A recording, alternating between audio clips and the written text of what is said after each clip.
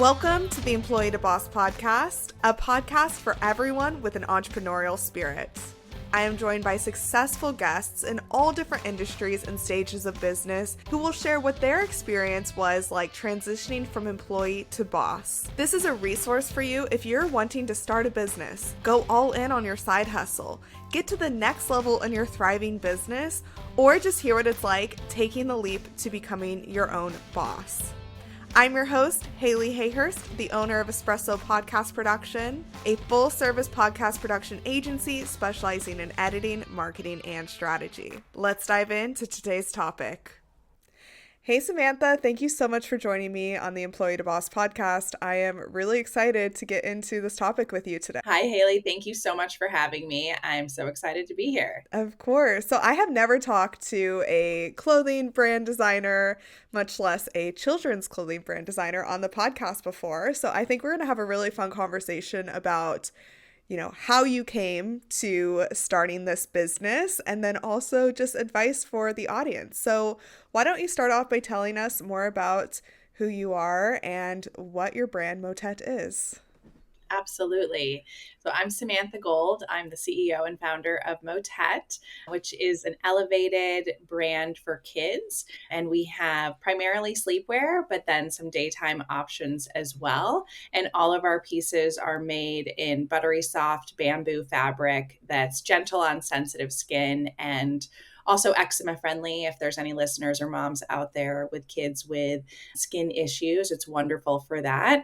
And I launched the brand in March of 25. So we are really new and in it. And I'm so excited to share some of my learnings with your listeners today. That's so exciting. I'm excited to hear about how you came to starting this brand. Do you have children? I do. I have two kids. And the idea for Motette absolutely came after the birth of my daughter. So prior to this, I was actually the CEO of a women's clothing company. My family and I were living in Charleston, South Carolina, where the company was headquartered. And so that was really kind of my MBA in the fashion world. Prior to that, I actually spent the majority of my career in tech sales and consulting. So it was a total shift, but really like stars aligned when I started consulting with this women's clothing company. And then one of the co-founders decided to leave. And the founder that stayed on was primarily the designer and really needed someone to come in and run the business. And so that was how I really put my hand up for that role. And that was my first kind of forte into the retail space. And after doing that for a year and having my daughter, and then at that point I'd had my son too. He's now coming up on 2 years old. But I really saw this opportunity in the marketplace for elevated basics for kids. And so for me, like I want to put my kids in something that's super easy, functional, things like two-way zippers. If you're a parent, you'll know exactly what I'm talking about for quick diaper changes. But I wanted it to be beautiful as well. And I'm not a big fan of, cartoon characters or, really like kind of kid, like cheesy prints. And I wanted something more elevated.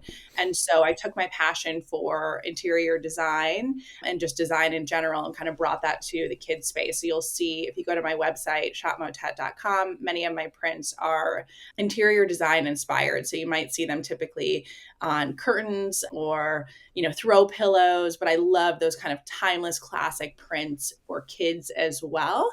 And then for boys, it's super preppy. So you have like gingham and stripes, and I'm actually introducing some solids for the upcoming summer collection as well. Oh my gosh, I love it. All of your stuff is so cute. I don't have kids, but I know one day when I do, I will definitely be looking for some items just like what you have.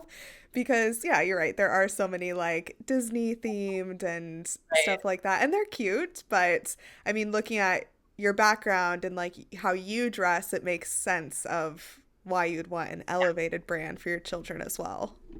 And then especially incorporating the bamboo component. Bamboo is the fastest growing plant on the planet, super sustainable, eco-friendly, and as I mentioned before, gentle on sensitive skin. So for me, it was really about that winning combination of the prints and the bamboo. Definitely. What was the time frame that you started working on this business to its launch, March of 2025? Yeah, so I have two kids. So my daughter's 3 and my son is almost 2. They're 19 months apart. So I had them in quick succession. I don't recommend that to anyone listening. But yeah, so I launched Motette. It took me about 9 months in the pre-launch phase before actually going live online. And there was just so much that went into that, so much that I hadn't anticipated, and just challenges along the way. And so from sourcing a manufacturer to really getting my samples to figuring out and narrowing down my debut collection and what that was going to look like, to actually getting ready for a launch in terms of my branding, my marketing, my website. And then I actually did this whole pre-launch strategy where I built a community of moms. I call them my Motette Inner Mom Circle. So if there's any moms listening with young kids, I'd love to have you join. And that was actually, it was one of my favorite parts about my pre-launch. And it's also just become one of my favorite parts about building Motette in general, is that so I add people to my close friends list on Instagram, and then I share with them polls as well as questions. So everything in terms of my launch strategy, whether it was like, choose this color palette for the website. Do you prefer green or blue? I would create polls going into the launch to see what moms preferred. And then in terms of the summer collection, which we've just finished designing, all of that was based on their feedback. So I have my audience really co-creating the designs and the brand with me. And that's just been incredible to connect with these women from around the world to help me really build this community, also these friendships, but also to help me drive loyal customers too, so that they're really like bought in because they're truly co-creating the brand with me. I love that. That does get them bought in and builds your community. I think that that's a big piece that a lot of entrepreneurs need to do more of, is like the community building part. So I love that they are, even if you don't listen to everything that they say, they're still in it with you, right? They get to see what they voted on the website, in your products. And I do notice that where I have a lot of friends that are mom entrepreneurs, and they definitely have their community, and they're very tight knit, because I don't understand the struggles of balancing business and kids, and I don't know how you guys do it. I really don't, because it's so much. But I love that you have that around this brand. Yeah, definitely. And I think having a lot of coffee helps, and staying super organized. Yes. So, in your past career, was this all things that you were doing in the fashion industry already, or is like the marketing all new? Like, what steps did you take when you decided that you wanted to start this brand? I think yes and no. I think if anyone's listening and they're coming from maybe like a corporate role and they're looking to start their own business, I want to remind people, and I've experienced this, all of our experiences are cumulative. And so, having had this decade-long career in sales, you would think, well, how is that going to translate to a children's clothing brand? And it's actually been incredible, because so much of what I'm doing right now is around PR and building awareness and getting Motette in front of people, whether that's, news outlets or podcasts or bloggers or influencers. And all of that is sales, right? And it's about I've rolled out a process and then a follow-up process along those lines. And so for me, it's definitely been about, leveraging my skills, but also learning new ones every single day. I'm literally getting out of my comfort zone on a daily basis. And there's things that come up that I'm like, like for instance, Shopify right now. I'm learning the ins and outs of Shopify. I never had to do that when I was at the women's clothing company, because I had a team of people that worked for me and were responsible for that. And when you are the CEO and the founder, right, I wear every single hat in this business. And so for me, while I have brought in experts to assist me with certain things, it's been really important for me to understand how things actually work and how they run, so that I can jump in and make quick changes and I don't have to rely on someone else on a daily basis. Honestly, I use ChatGPT all day long.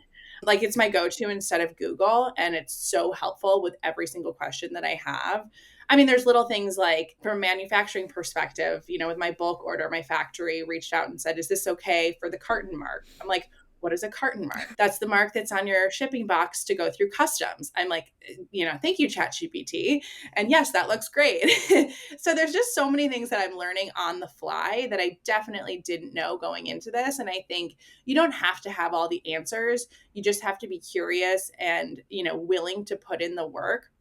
And also, I think it's amazing to have, people that you trust and resources around you. I'm a part of this networking group called Entreprenista. So if there's any female entrepreneurs listening, it has been a game changer for my business. And literally every expert or outside help that I've brought in has been from that network of women. Okay, that must be how we connected because I'm also an entreprenista. I love that Yeah. group. Yeah, I find it so supportive. And like you and I are in such different industries, but there are just like such supportive women in there who can help both of us in our respective industries. So, yes, highly recommend Entreprenista just to, you know, bring back to the point of community. That's Yeah. so important when you're building a business.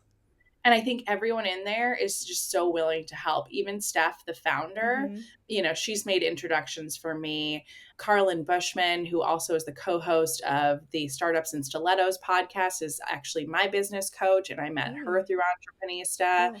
And I've also been on that podcast as well. So there's just so many ways within that community that you can really accelerate your growth. Definitely. And, to go back to starting your business, I know you did it when your children were both born, but what was it about entrepreneurship that really drew you to starting Motette?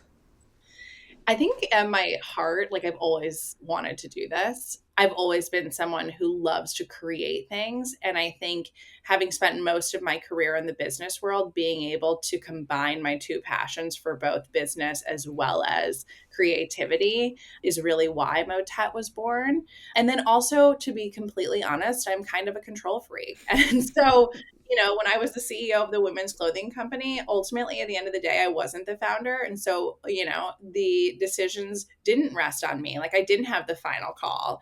And I really wanted to build something where I did have the final call. It's Hmm. mine and I make the decisions and I have to stand behind them. And sometimes, oftentimes I make the wrong decision, but I'm also like really quick on my toes to be able to pivot and say, okay, that didn't work out. Let's try this instead. Yeah.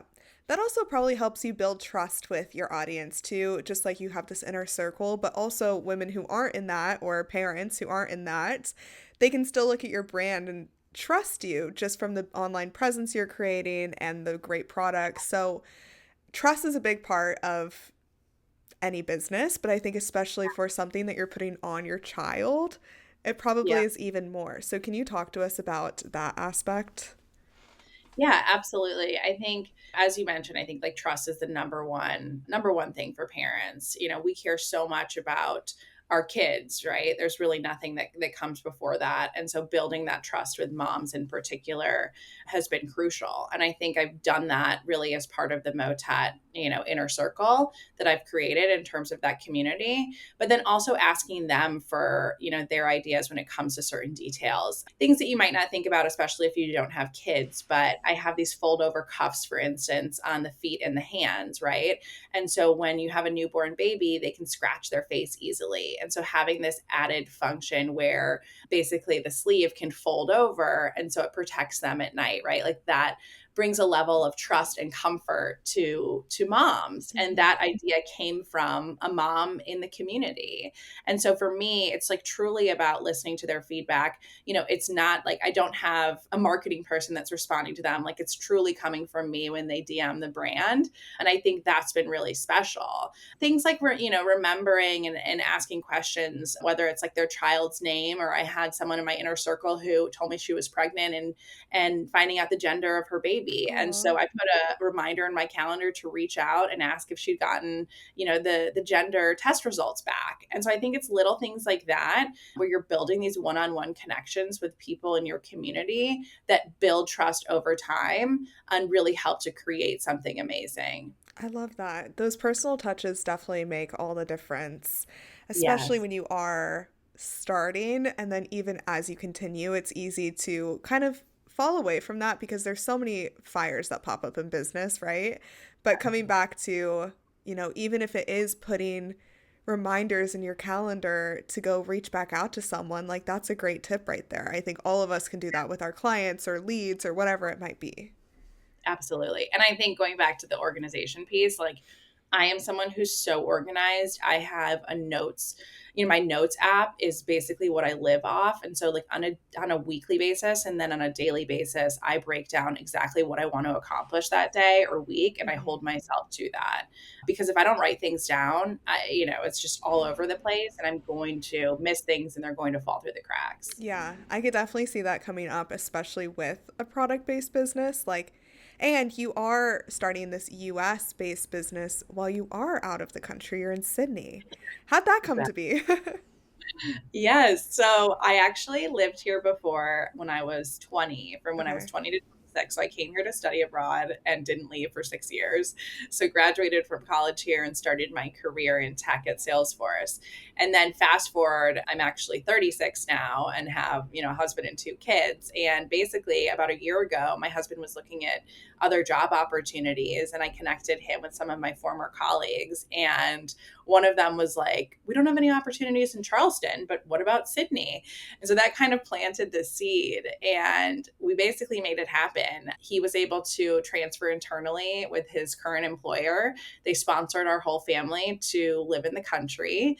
And yeah, I think we'll be staying here at least for the foreseeable future. But I decided to focus on the US market for now. There's just a lot more opportunity there than in Australia. And so what that means for me is a lot of early morning calls, Hmm. but I'm a morning person. So it's great. I can get my work done early and then I can pick the kids up from daycare in the afternoon and spend the rest of the day with the family. But it's also meant that, my husband bears the load of those early morning sessions with the kids. And so like truly I wouldn't be able to do this if I didn't have a supportive partner that really believed in me and helped me kind of behind the scenes with some things at home to be able to make it all possible. I love that. I love that. That's what is it about the US I know someone who's in the virtual like service provider space that she's in Ireland, but she also taps into the US market because she always says that like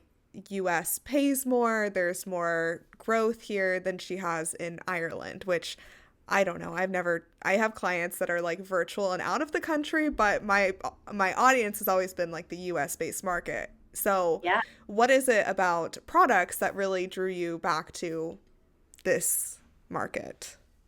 Well, I think first and foremost, like it's, 10 times bigger than the market Hmm. in Australia. And so just from a growth perspective, there's so much opportunity. There's also a lot of opportunity for me in particular in the bamboo space.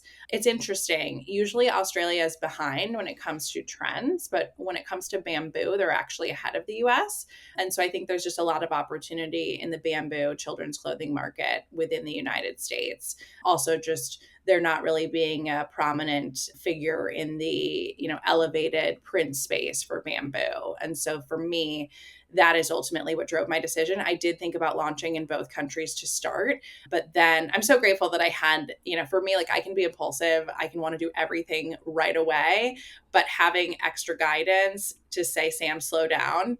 You Australia will be there, you can do that when you're ready, but focus first on the US. Another thing that I needed to think about was its opposite seasons in the United States and Australia. So that made it a little bit more tricky to also launch both countries side by side.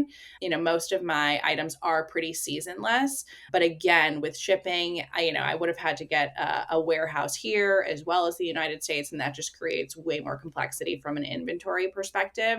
And I just figured because I'm obviously American and knew the market and have spent most of my career there, decided to focus there to start. That's definitely something to think about for anyone who's maybe outside of the US or even in the US. Like, where do you want to target your audience? I'm sure it comes down to marketing too, whereas, it's summer where you are and winter here. And so, if your just keywords in your marketing will make the different markets Yeah. move. So, I love that you pointed that out. I think that's really interesting. Do you sell only online or are you also in stores? So we'll be online to start. We do have wholesale opportunities if anyone owns a children's boutique and is interested in stocking our items. I've had a number of boutiques reach out. And so I think for the summer collection, we'll hopefully be in, various children's boutiques as well, where people will be able to shop in store, but to start online. Okay, very cool. With the growth being in America, like your products being in America, do you have like American ambassadors? Do you have people who are meeting with, sellers for you? Or is it like, how does that work? Who do you rely on when it comes to like the different markets? Myself. Okay, I love that. Tell us And more. then, honestly, I have had a really big influencer strategy Hmm. as well. And so, for me, it's been about, again, it's not just about one interaction with an influencer where you send them free product. It's about building that relationship with these people. Yeah. Like they truly are brand ambassadors for Motette. I also have an affiliate program that I've launched as well, where if you're an affiliate of Motette, and you don't have to be an influencer, you can be anyone, you can you can jump on board and register and get your own unique link to share with your audience, and you get 10% commission on any Motette piece that's sold.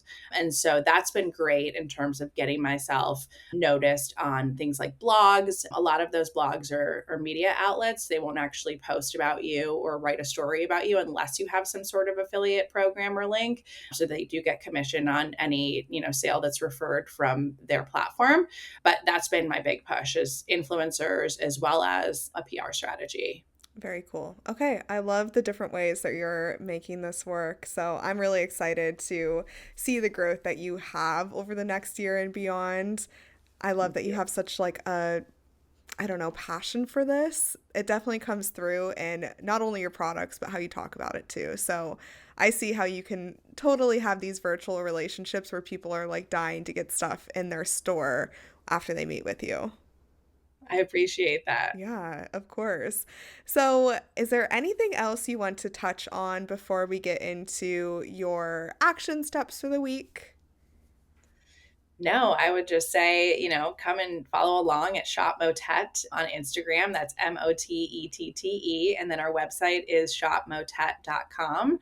And yeah, I hope that you love our products as much as we do and join our inner circle. If you're interested, send us a DM on Instagram. Okay, amazing. I'm going to put those in the show notes. And do you have any tips that you want to share that you've learned that you want to share with like product-based businesses or anyone in the newer stage of business?